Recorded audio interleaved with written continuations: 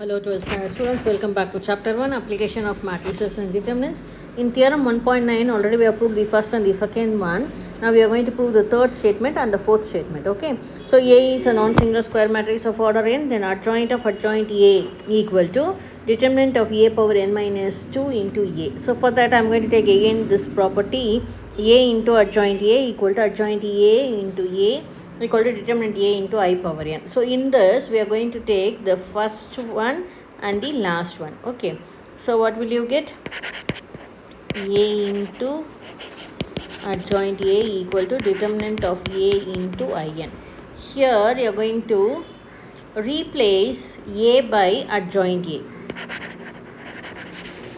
Replace A by adjoint A. Wherever you get A, you put adjoint A. So first place you will get adjoint A into adjoint of adjoint A equal to, in the right hand side, determinant of adjoint A into In.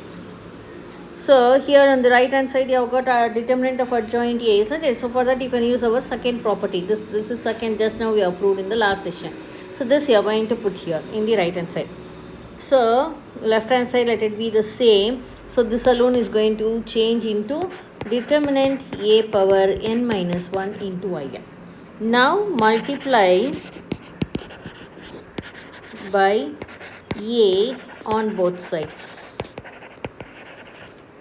or you can even write it as pre-multiply. Okay, pre-multiply by A on both sides. So A into adjoint A adjoint of adjoint A equal to, similarly on the right hand side, A into determinant A power n minus 1 into In.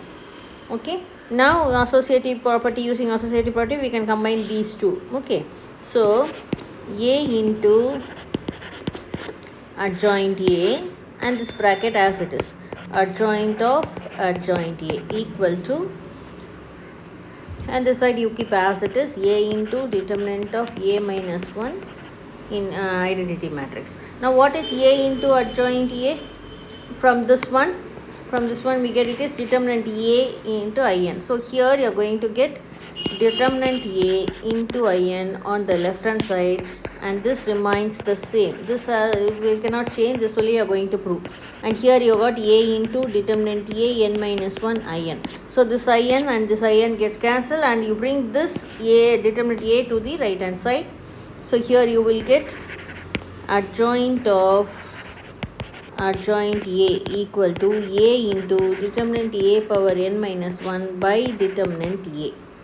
Okay, now you bring your determinant A to the numerator, you will get determinant of A power, this is power 1, so it comes to n minus 2 into A. So hence we have proved the second statement. Okay, this is the answer you have to get on the RHS. Okay, now coming to our fourth one, adjoint of lambda A equal to lambda power n minus 1 into adjoint A, where lambda is a non-zero scalar. For that I am going to use this one which I used in the first inverse formula we got, isn't it? This one I am going to use, where adjoint A equal to determinant A into A inverse. Now here in this replace A by lambda A. So you will get adjoint of lambda A equal to determinant of lambda A into lambda A the whole inverse. And here you can use this property. Okay, so this LHS is going to remain the same. Or for this also you can put adjoint lambda A. Okay,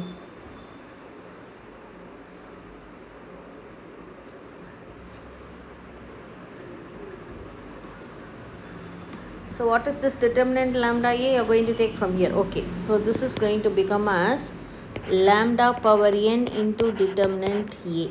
Okay, because this is the property K into A equal to, where K is a constant, here lambda is a constant of K, you are writing it as lambda. Okay, A into this inverse lambda inverse A inverse. Now combine this lambda power n and lambda inverse, you will get it as lambda power n minus 1 into determinant A into A inverse. Okay, now what is this A into A inverse? Again you are going to replace here by adjoint A So lambda n minus 1 into these two together will give you adjoint A. Okay, lambda power n minus 1. Not only we have to prove, so hence prove. So we have proved it using our properties of the matrix. Okay, hence prove. Thank you.